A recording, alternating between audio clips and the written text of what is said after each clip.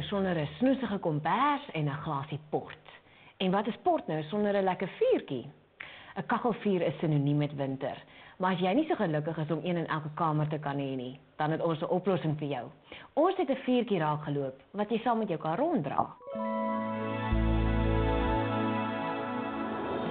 Dis 'n glasvuur, hy gee hitte af. Die glas word nie baie warm nie. Die glas kan tot 500 grade Celsius vat, maar hy gaan jy nie brand, 'n blaas brand nie. Daar's ook geen hitte onder toe nie. So jy kan hom op enige tafel sit of op 'n mat sit. Daar's nie hitte onder toe nie, al jou hitte kom boontoe.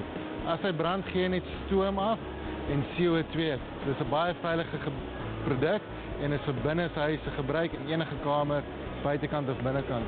Die vloeistof is 'n industriële etanol wat ons van suikerriet onttrek. Jy kry dit ook van aardappels. Dis 'n Poolse produk en hulle maak ook hulle vodka van aardappels.